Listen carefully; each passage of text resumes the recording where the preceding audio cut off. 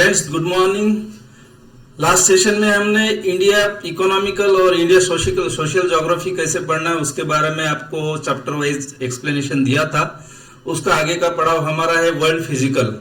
तो world physical जो है काफी इंपॉर्टेंट है प्री के लिए और मेंस के लिए, दोनों के लिए भी। तो वर्ल्ड फिजिकल के लिए आपको कौन कौन सी क्लास की कौन कौन सी बुक्स पढ़नी है और किस सीक्वेंस में पढ़नी है उसको हम आपको डिटेल से समझाते हैं। तो चलो देखते हैं वर्ल्ड फिजिकल ज्योग्राफी।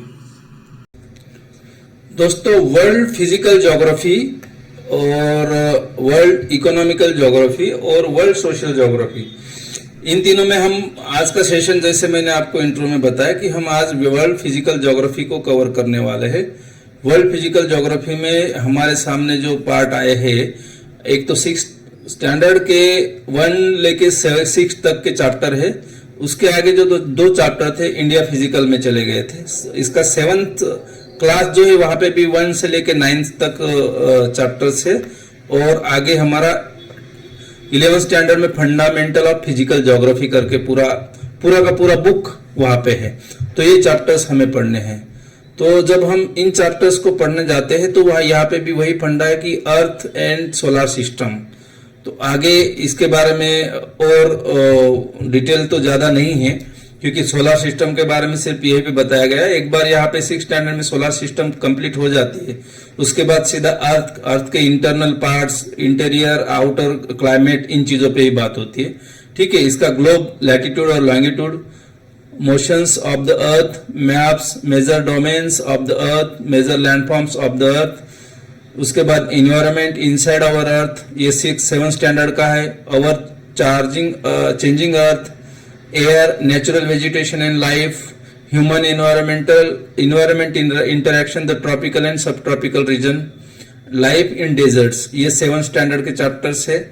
और आगे जो fundamental of physical geography 11 standard की जो बुक है, काफी इंपॉर्टेंट बुक है। इसको आप पढ़ लोगे तो ऊपर जो भी एरिया था वो फिर से यहाँ पे कवर होते हुए आपको दिखेगा।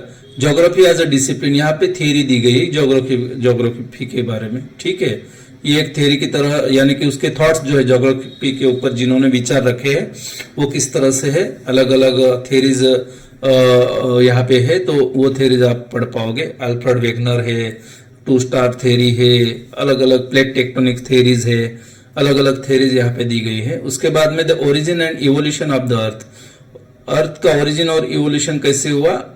और उसके बाद में interior of the earth, distribution of ocean and continents, minerals and rocks, geomorphic process, landforms and their evolution, composition and structure of the atmosphere, solar radiation, heat balance and temperature, atmospheric circulation and weather system, water in the atmosphere. उसके बाद जो chapter है movement of ocean water, life on the earth और biodiversity and conservation.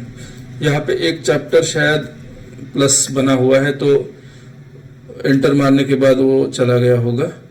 तो उसको आप content में देख लोगे तो आपको पता चल जाएगा कि जो 11 स्टैंडर्ड के चैप्टर से फंडामेंटल्स में 13 नंबर का चैप्टर कौन सा है वो आप एक बार देख लेना।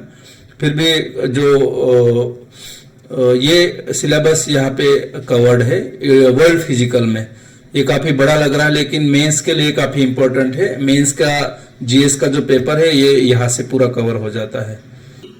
वर्ल्ड इकोनॉमिकल ज्योग्राफी और वर्ल्ड सोशल ज्योग्राफी, उनको कैसे पढ़ा जाए उसके बारे में हम यहाँ पे समझते हैं। ये ज्योग्राफी के सभी सेशन खत्म होने के बाद अगला जो सेशन है हमारा इंपॉर्टेंट रहने वाला है। उसमें मैं आप लोगों को बताने वाला हूं कि ये ज्योग्राफी की बुक से यूपीएससी की मेंस के क्वेश्चंस कैसे फ्रेम होते हैं उसके चैप्टर्स के आधार पे, और उनका क्वेश्चन का सोर्स, सिलेबस और एनसीईआरटी से कैसे कंबाइन होता है उसके बारे में मैं आपको डिटेल में क्वेश्चन को सामने रखते हुए आपको समझाने वाला हूं। तो अगला सेशन मिस ना करें। वर्ल्ड इकोनॉमिकल ज्योग्राफी में जो सेक्शंस है, चैप्टर्स है, वो देखिए यहाँ पे एक 8th रिसोर्स एंड डेवलपमेंट का 8th स्टैंडर्ड का बुक है, वहां के चैप्टर से 6। 8th स्टैंडर्ड अभी तक हमारे पास सामने कभी नहीं आया था, ये फर्स्ट टाइम सामने है। और 12th स्टैंडर्ड में फंडामेंटल्स ऑफ ह्यूमन ज्योग्राफी करके है। ये 2 किताबें अगर हम पढ़ते हैं तो यहाँ पे हमारा हो जाता है। वर्ल्ड इकोनॉमिकल ज्योग्राफी में देखो यहाँ पे रिसोर्सेस फर्स्ट है, सेकंड में land, soil, water, natural vegetation and wild life, जो इंडिया के लिए था उसी को यहाँ पे वर्ल्ड के लिए बताया गया है। Mineral and power resources, agriculture, industries, human resources, ये स्टैंडर्ड का आगे इलोबरेशन होता है। देखो यहाँ पे जो एक्टिविटीज है यहाँ पे बताई गई। प्राइमरी एक्टिविटी जो कि एग्रीकल्चर यहाँ पे कवर होता है, सेकेंडरी एक्टिविटी यहाँ पे इंडस्ट्रीज कवर होता है, और टर्शरी एक्टिविटी में जो अदर ट्रांसपोर्टेशन और सेवा से जुड़े हुए पार्ट है वो कवर होते हैं, और आगे इंटरनेशनल ट्रेड है। तो ये इकोनॉमिकल ज्योग्राफी ऑफ इंडिया का पार्ट है। तो यहाँ पढ़ने के बाद में आपको काफी क्लैरिटी हो जाएगी। और अगला जो पार्ट है आपका सोशल ज्योग्राफी ऑफ वर्ल्ड।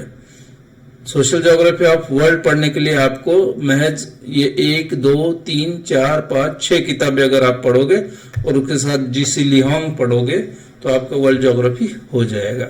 देखो यहाँ पे 7th स्टैंडर्ड में ह्यूमन इन्वायरमेंट दिया गया है, सेटलमेंट कैसे है, वर्ल्ड का ट्रांसपोर्ट और कम्युनिकेशन क्या है। और 12th स्टैंडर्ड में ये 1, 2, 3, 4 एंड 10 नंबर का चैप्टर दिया गया है।